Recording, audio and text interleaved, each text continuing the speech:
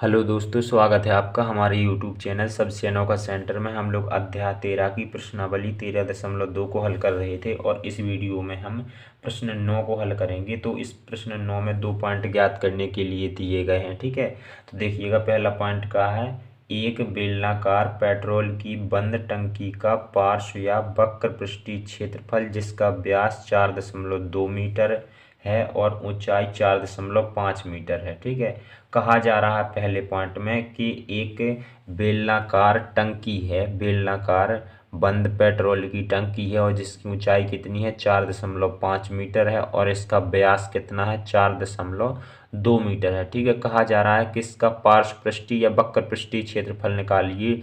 पार्श्व पृष्ठीय या वक्र पृष्ठीय क्षेत्रफल क्या होता है, इसके चारों तरफ का क्षेत्रफल ही पार्श्व पृष्ठीय या फिर कह लें वक्र पृष्ठीय क्षेत्रफल होता है। ठीक है, तो ऊंचाई हमें दी गई है, व्यास दिया गया है, इसका पार्श्व पृष्ठीय क्षेत्रफल हमें निकालना है। ठीक है, और देखिएगा दूसरे पॉइंट में क्या कहा जा रहा है। दूसरे पॉइंट में कह रहा है इस टंकी को बनाने में कुल कितना इस्पात लगा होगा यदि कुल इस्पात का 1/12 भाग बनाने में नष्ट हो जाता है। ठीक है, फिर दूसरे पॉइंट में पूछ रहा है कि जब इस टंकी को बनाना था तो कितना इस्पात लाना पड़ा होगा। ठीक है, जब इसका 1/12 भाग यानी 12वां भाग इसका बनाने में नष्ट हो जाता है, खराब हो जाता है। ठीक है, तो चलिएगा स्टार्ट करते हैं। पहले हम लोग पहले पॉइंट को हल करते हैं। तो पहले पॉइंट में हमें क्या निकालना है, इस टंकी का पार्श्व पृष्ठीय या फिर कह लें वक्र पृष्ठीय क्षेत्रफल निकालना है। ठीक है, तो देखिएगा हम लोग पहला पॉइंट हल करने जा रहे हैं। तो यहाँ पर सबसे पहले हम लोग लिख लेंगे, जो हमें ऊंचाई दी गई है उसे यहाँ पर लिख लेंगे। सो यहाँ पर लिखेंगे बेलनाकार टंकी की ऊंचाई, बेलनाकार टंकी की ऊंचाई बराबर, जिसे हम लोग एच से भी प्रदर्शित करते हैं। ठीक है, तो यहाँ पर एच बराबर कितना है 4.5 मीटर, इस प्रकार से। ठीक है, अब देखिएगा, अब हमें व्यास दिया गया तो हम व्यास को भी लिख लेते हैं। तो यहाँ पर लिखते हैं बेलनाकार टंकी का व्यास, बेलनाकार टंकी का व्यास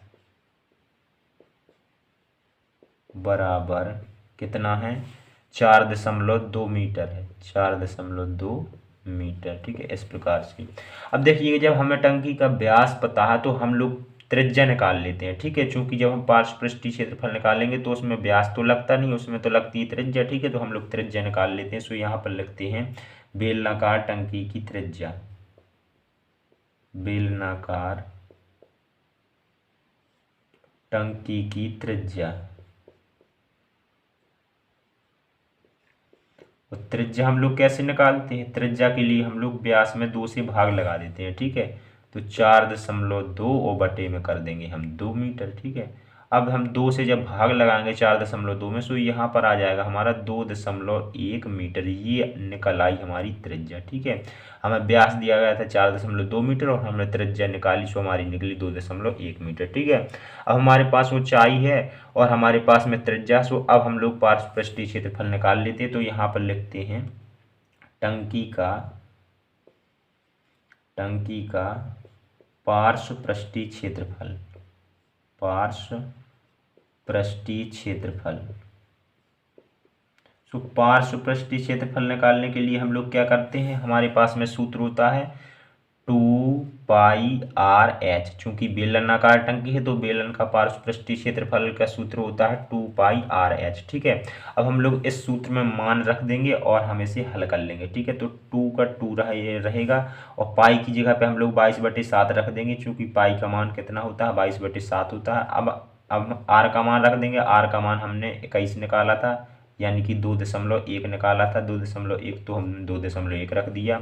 और एच ऊंचाई हमें कितनी दी गई, ऊंचाई दी गई है हमें 4.5 मीटर। ठीक है, इस प्रकार से ये। अब हम लोग इसे हल कर लेंगे। तो यहाँ पर देखिएगा, हम लोग 7 से 2.1 में भाग दे देंगे तो यहाँ पर आ जाएगा हमारा 0.3। ठीक है, 0.3 आ जाएगा। अब देखिएगा 2 और 22 का हम लोग क्या करेंगे, गुणा कर देंगे। सो 2 और 22 का गुणा करेंगे, सो यहाँ पर आ जाएगा हमारा 44 और यहाँ पर कितना आ जाएगा गुणा, यहाँ पर 4.5 और 0.3 का गुणा करेंगे तो यहाँ पर आ जाएगा हमारा 1.35। ठीक है, इस प्रकार से।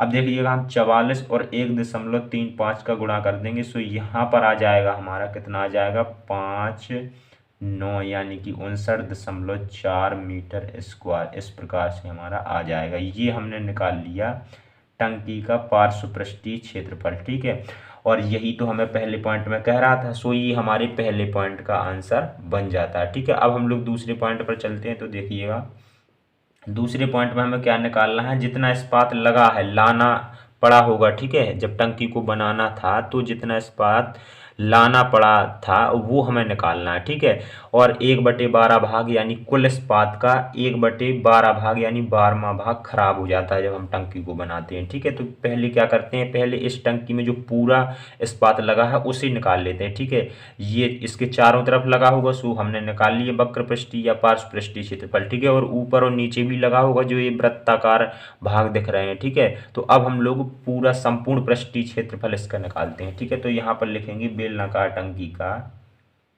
बेलनाकार टंकी का संपूर्ण पृष्ठीय क्षेत्रफल, संपूर्ण पृष्ठीय क्षेत्रफल। अब देखिए संपूर्ण पृष्ठीय क्षेत्रफल में क्या आ जाएगा, इसका पार्श्व पृष्ठीय क्षेत्रफल आ जाएगा जो कि हम निकाल चुके हैं। सो यहाँ पर लिख देंगे 59.4। ठीक है, अब प्लस में क्या आ जाएगा, इनके इन दोनों वृत्ताकार सिरों का क्षेत्रफल आ जाएगा। ठीक है, तो ये वृत्त के आकार के हैं, सो यहाँ पर हम लोग वृत्त का क्षेत्रफल लगा देंगे πr²। ठीक है, और 2 हैं तो हमने 2 का इसमें गुणा कर दिया। ठीक है, अब हम इस सूत्र में मान रख देंगे इसका, तो ये तो हमारा मान पता ही है, अभी हमने निकाला था। ठीक है, और फिर आखिरी में दोनों को जोड़ देंगे सो हमारी संपूर्ण पृष्ठीय क्षेत्रफल निकाल आएगा हमारी टंकी का। ठीक है, तो यहाँ पर देखिएगा इसे हल करते हैं तो 59.4 को ज्यों का त्यों रखेंगे और प्लस यहाँ पर 2 और पाई का मान हम लोग 22/7 रख देंगे और आर का मान कितना रख देंगे, आर हमारा है 2.1 मीटर। ठीक है, तो यहाँ पर 2.1 और चूंकि स्क्वायर है सो हम इसे 2 बार लिख देंगे इस प्रकार से। ठीक है, अब हम इसे हल कर लेते हैं तो देखिएगा यहाँ पर कितना आएगा, यहाँ पर 59.4 ये ज्यों का त्यों रहेगा। और इसे हम लोग हल करेंगे तो यहाँ पर 7 से हम लोग 2.1 में भाग देंगे सो यहाँ पर हमारा 0.3 बार जाएगा। ठीक है, और यहाँ पर 2 और 22 का गुणा कर देते हैं सो यहाँ पर आ जाएगा हमारा 44 और गुणा यहाँ पर कितना है 21 और गुणा 0.3। ठीक है, तो यहाँ पर लिखते हैं 21 नहीं सॉरी 2.1 गुणा 0.3 इस प्रकार से। ठीक है, अब हम लोग क्या करेंगे, यहाँ पर इसे पुनः ज्यों का त्यों लिखेंगे 59.4 प्लस 44 और गुणा हम 2.1 और 0.3 का गुणा कर देंगे सो यहाँ पर हमारा बन जाएगा, यहाँ पर कितना बन जाएगा 0.63 बन जाएगा। ठीक है, अब देखिएगा 44 और 0.63 का हम लोग गुणा कर देंगे, इस 59.4 को ज्यों का त्यों रखेंगे। तो जब हम लोग इन दोनों का गुणा करेंगे सो यहाँ पर हमारा बन जाएगा 27.72। कितना बन जाएगा 27.72 बन जाएगा, और इन दोनों को हम लोग जोड़ देंगे सो यहाँ पर आ जाएगा हमारा 87.12 मीटर स्क्वायर। ये हमारी टंकी में जितना भी इस्पात लगा है वो निकल के आया है। ठीक है, लेकिन हमें निकालना है कुल जितना हमें लाना पड़ा होगा इस टंकी को बनाने में। ठीक है, तो देखिएगा हम लोग यहाँ पर मान लेते हैं, माना कुल इस्पात बराबर, कुल इस्पात बराबर x।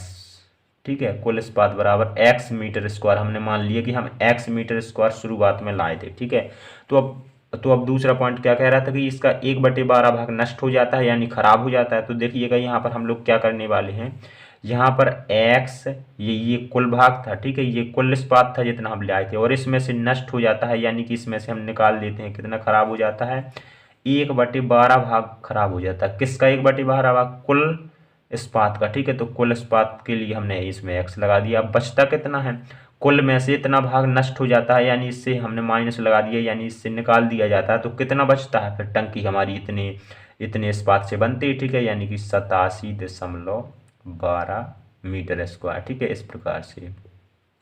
अब हम लोग इसे हल कर लेंगे, ठीक है। तो यहाँ पर इसके नीचे 1 मान लेंगे और 12 और 1 का लासा ले लेंगे। सो यहाँ पर हमारा 12 आ जाएगा। 1 का भाग हम लोग 12 में देंगे, 12 बार जाएगा। 12 का गुणा हम लोग x में कर देंगे। सो यहाँ पर हमारा 12x आ जाएगा, ठीक है।